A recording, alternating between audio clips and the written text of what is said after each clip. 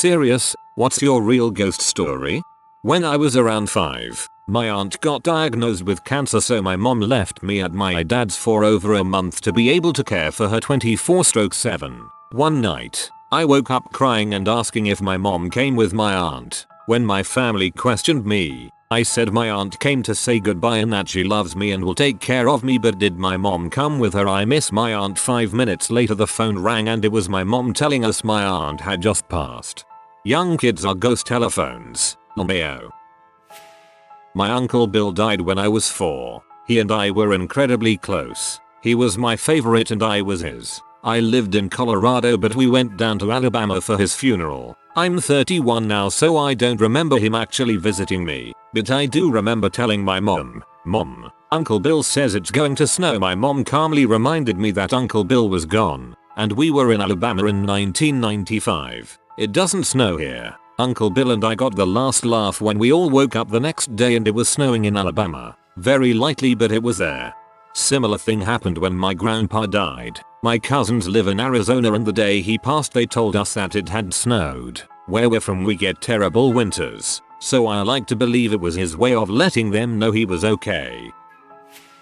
My mom died when I was a pretty young adult. I couldn't get her to answer her phone, so I went to her house to check on her and found her body. My mom's sister and I have always been very close. When she came in town for the funeral we decided to spend the night at my mother's for a few nights to feel closer to her and be amongst her things. We were sitting in the living room with her cat. When I found her, her cat was curled around her head. She loved that cat. We were talking about her life and it got a little bit deep. We were both crying and hoping she was at peace. Suddenly the cat who was sitting between us jumped up and started hissing at the fireplace. Then the flue to the fireplace slammed shut really loud and scared the crap out of us. We then heard footsteps above us in her bedroom where she died. It was scary and not comforting for us or the cat. My mom committed suicide and had been really despondent after my dad died. She was also the kind of person who never wanted anyone to feel sorry for her. I think we got too personal about her life and pee her off. I had several other uncomfortable moments in her house while cleaning it out. My then 8-year-old son and I were packing boxes and her bedroom door slammed shut. It was a nice day, no windows or doors open. My son looked at me and asked, "Why is Granny so sad?" "I hope your mum has found peace now." My grandmother coming to me in a dream to tell me she died. I was in China at the time. When I called home my family and girlfriend lied about it. The next night I had the same dream and called home to check in, but they lied again. I finally got my girlfriend to admit it. The dream stopped. When I got home, I was told that the last thing my grandmother said was to ask for me by name. Another one, when my dad became somewhat of a believer, was in his 50s. My grandmother was in hospice and we received the news she had passed away. My dad and I were on the back porch hanging out talking about everything. He seemed off though. Yes, I know his mother passed, but this was different. He seemed off. I asked him about it and he said he had the strangest dream the night my grandmother died. He was in the room with her in Michigan. We live in VA. My grandmother stood up, hugged and kissed him and told him everything would be okay. She proceeded to somehow walk out of some new door in the room that led to a green pasture with other relatives that had passed. He could only recognize his grandparents, the others he didn't know who they were, but something in his gut said they were other relatives my grandmother knew. It's crazy because now when we talk about it he doesn't act like it's a big deal. He was just having a crazy dream that was influenced by the situation. But he dreamed it the night she passed away. It was like the other relatives and her were telling him it'll be okay. I'm better off now. Dreams of people dying one night before. Seems like a reoccurring theme.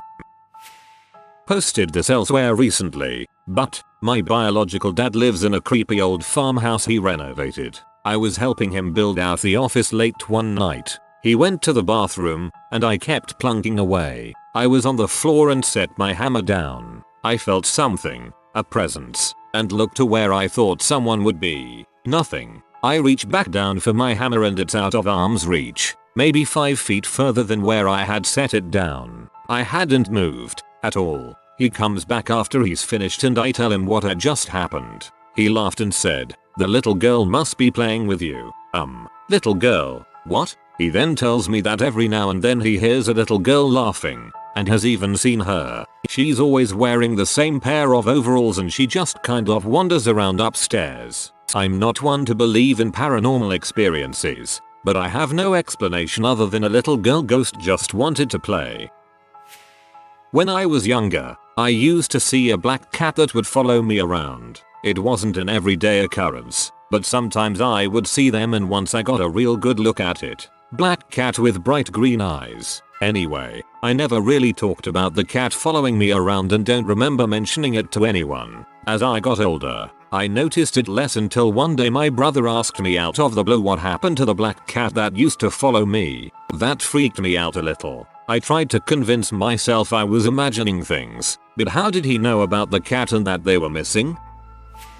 My mom passed away in early November of 2005. I had gotten married at the end of May of that year and she waited to tell the family that she was sick until the end of June. She didn't want to take away from the joy of the baby of the family getting married. It was way too fast and none of us were ready to let her go. She always said she wanted to go at home. No hospital or hospice. Said it for years, especially after my dad passed when I was 16.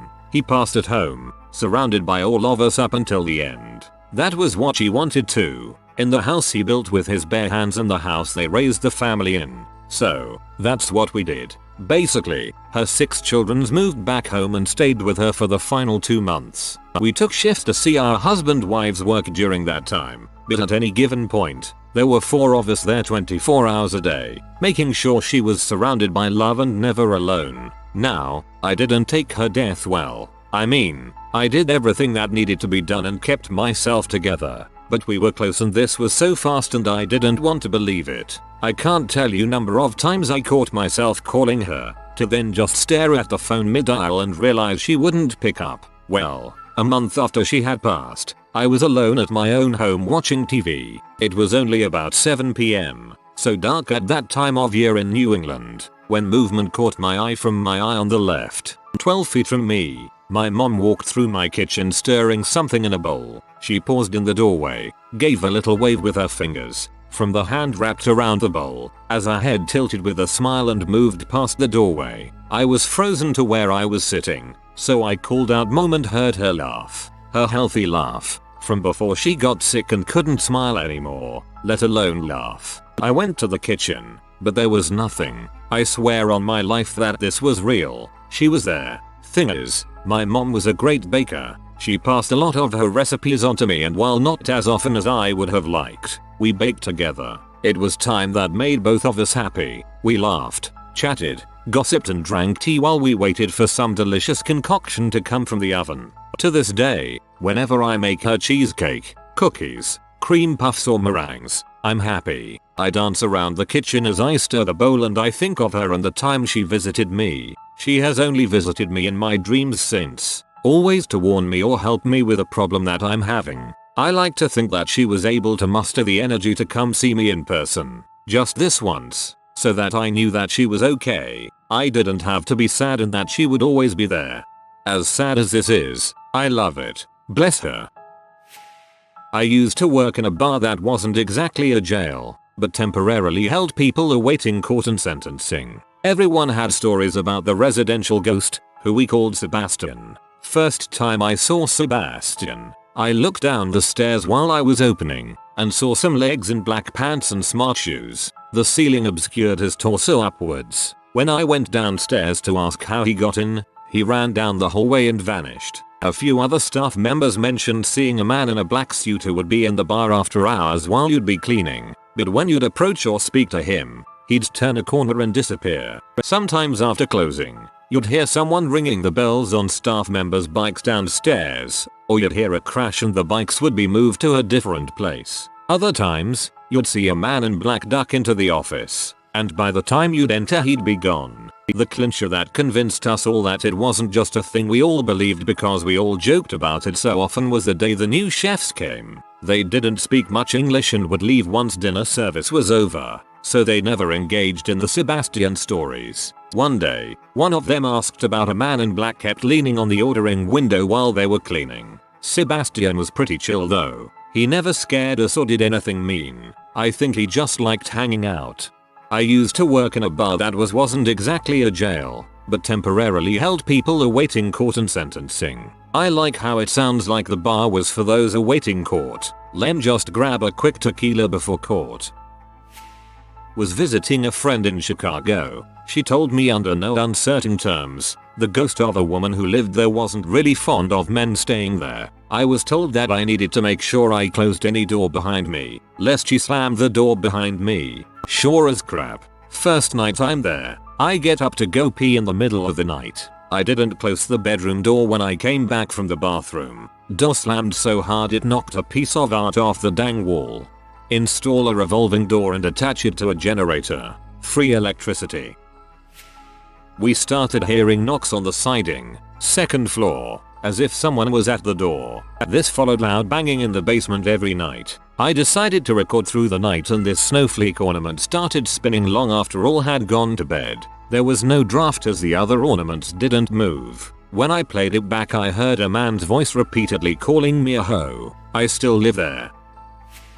When I was about 12 during a summer, my sister who is 5 years older than me was out with friends after work. We shared a bedroom. I was up late, doodling in a notebook in bed and had an older, glass TV next to my bed that was turned off. At one point I looked up and saw, in the reflection of the TV screen, my sister walk out of our bedroom doorway and into the stairwell. When I turned around to greet her, she wasn't there. I get up and walk into the stairwell and all of the lights are still off downstairs and in the bathroom next to our bedroom. So I think she must have ran downstairs really fast and head down myself to find no one again. At this point I'm getting a little spooked and I wanted to prove myself wrong, so I went outside and her car was still gone. I sprint back inside and run back upstairs to my parents' room and wake my mom up to tell her I was pretty sure I had just seen a ghost. She was too tired to do much for it and so I went back in my bedroom, petrified. When I thought back on it I realized the girl was in a long sleeve dress that looked somewhat vintage and my sister was very much a tomboy in those days. But she had blonde hair like my sister and was looking towards me while walking out of the room. I stayed awake with my light on until my actual sister got home and I felt safe to sleep. It still creeps me out a bit to think about it to this day. I don't really believe much in an afterlife, but I know I saw a young girl walking out of the door. I wasn't really tired. I hadn't been watching anything earlier in the evening to scare me and even further wasn't scared when I first saw her because I thought it was just my sister. I can't explain it though. Never saw her or anything like it again.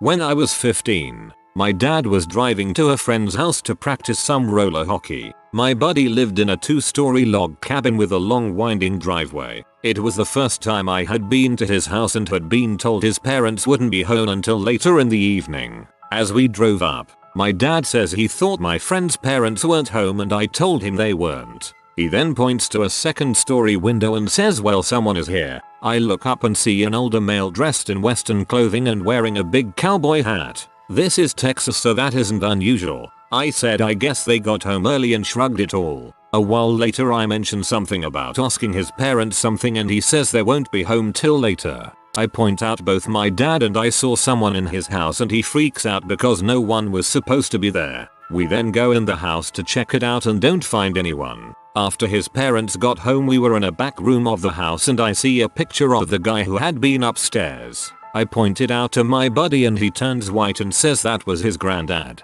who died 6 years earlier. Turns out my buddy's parents believed the house to be haunted by multiple spirits. My great-grandma died in 1992. My auntie got the phone call that night. The next morning, my then 3-year-old cousin came out of her room and sleepily mentioned, "Mama, Grandma Rose, the one who'd just died, visited me last night. She said to tell you that her hip doesn't hurt anymore."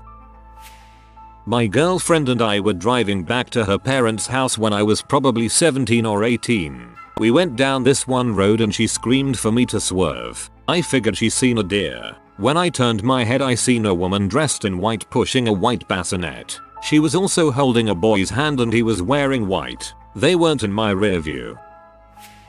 When I was around 7 years old I woke up in the middle of the night because I thought I heard a loud noise in the house. I walked out of my room and glanced down the long hallway where I could see the street light shining through the window onto the kitchen floor. I rubbed my eyes and I saw what appeared to be my younger brother standing just beyond the beam of light in the shadow. I walked towards him to see what was going on, and as I got closer and closer, it became more and more clear that this small boy was not my brother at all. It was standing there super still, head tilted and just staring at me with these piercing dark eyes that I'll never ever forget. I ran straight into my parents' room as fast as I could and slept in their bed that night. I never brought it up to them and I did my best to try and forget it. I think I almost convinced myself that I made it up in my head. Fast forward several years later and I'm a senior in high school hanging with my then girlfriend, my brother and a few of his friends at our house. It was dark and storming outside and our power had just gone out.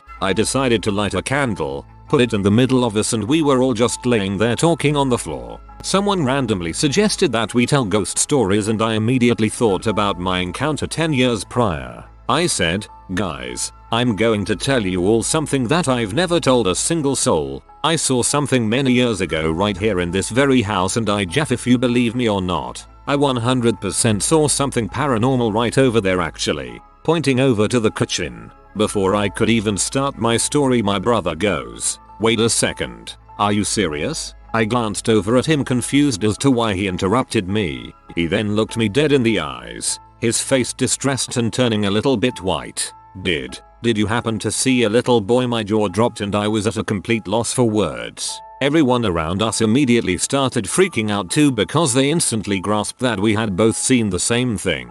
I still get goosebumps thinking about it. Dang dude. I'm sitting alone at my camp in the Australian bush. No lights to be seen. Chills. Think I might lock myself in my car now.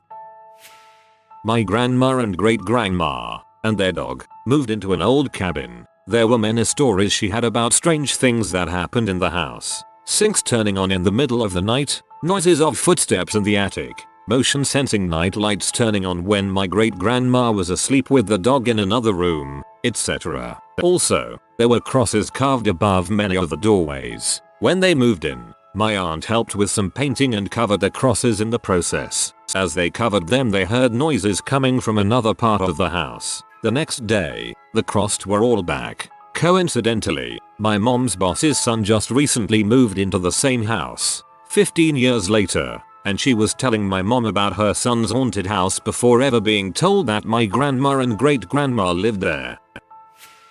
I'm not going to lie, I've had a bunch of paranormal things happen to me, but there's one event that really stuck with me. It was back when I was in middle school and I received violin lessons from one of my teacher's old students. My teacher always told us to be careful and be respectful in the practice room. It was a soundproof room we had in the orchestra band building, because that was the most haunted room. My teacher said you don't want to anger anyone. While I was waiting for my violin teacher to come into the practice room, I set up a chair for me and a chair for my violin teacher and placed it side by side. I ended up practicing for a couple minutes by myself in the room, and that's when it happened. As I was playing music, the chair next to me looked like it was being grabbed by someone and it spun around and faced me. The chair even slid back a bit as if someone had just sat on it. Not gonna lie, I freaked out and was screaming internally, but I decided to keep on playing because whatever it was, it wanted to watch me play. As I continued to play, my violin teacher walked in,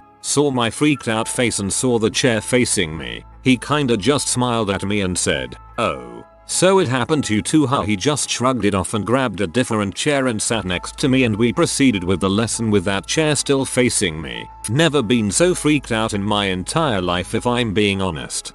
That's really interesting. I like the idea that the ghost just wanted to hear you play.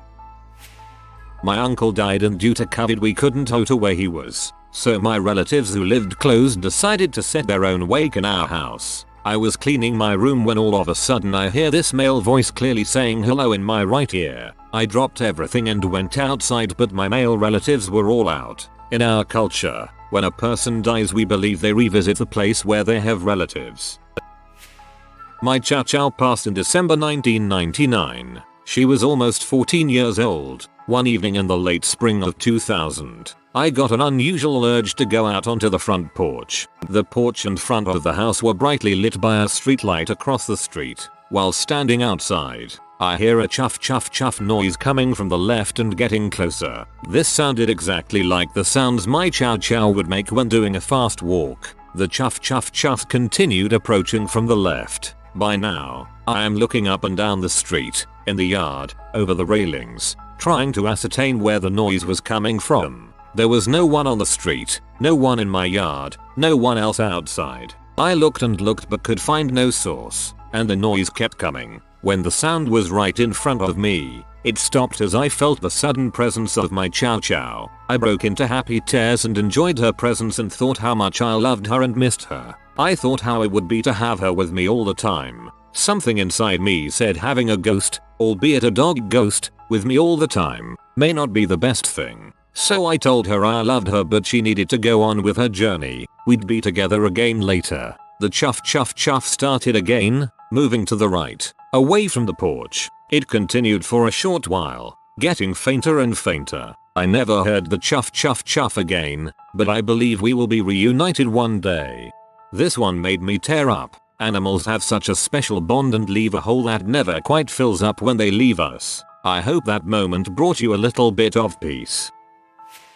I have several stories, so I'll make them as short as possible. Story 1. When I was 7, my great-grandpa died of natural causes. Now keep in mind I was a total slob as a child, never cleaning up after myself. I wake up one day in a half-asleep daze a few weeks after the funeral. I see my great-grandpa putting away all my clean clothes that were on the floor the night before. He says to me, "Hey sweetie, go back to bed. I'm just cleaning." I wake up a second time a few hours later, walk over to where he was standing, and see all my clothes that were on the floor neatly put away in my dresser. I asked my mom if she put away my clothes. She said no and her jaw dropped after I told her what I saw. Story 2. When I was 8, my cousin died from a collision with a semi as her car lost control on black ice. About a month or so passes, and I'm put in grief counseling because my young brain couldn't process such an early, violent death. One morning at my grandma's, again I wake up in a half-asleep daze,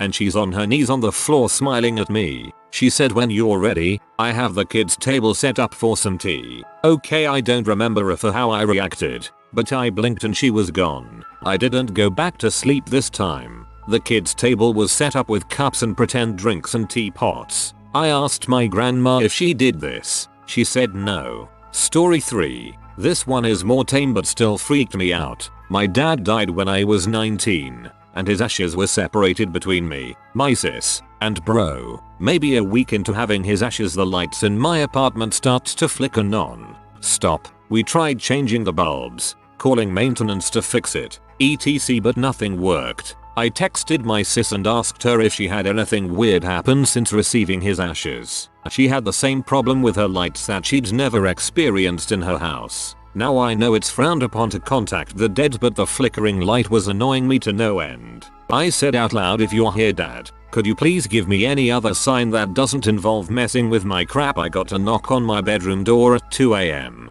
I was home alone, and the security footage showed no sign of a break-in. Story 4. My mom's house is haunted as well. We've had a ghost since we moved in there when I was a kid. There's very clear footsteps coming from the upstairs all the time, and this butthole of a ghost likes to slam open and shut our kitchen cupboards, Paranormal Activity 2 style. This guy is like Ghosts Hub, WTF.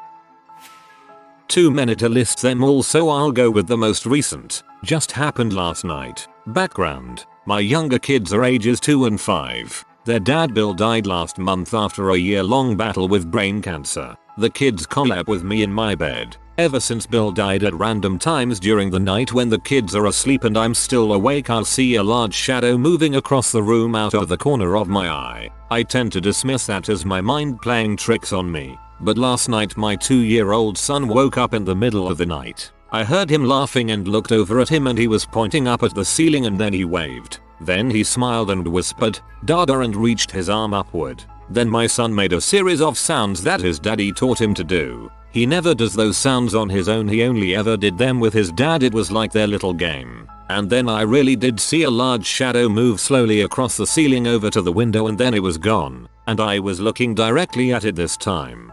This one brings a tear to my eye. I hope you three are doing okay, and here's hugs from an internet stranger and fellow mama. I am glad you and your son had that moment. If you are new to the channel, you can subscribe. I publish new videos every day. Until then, check another video.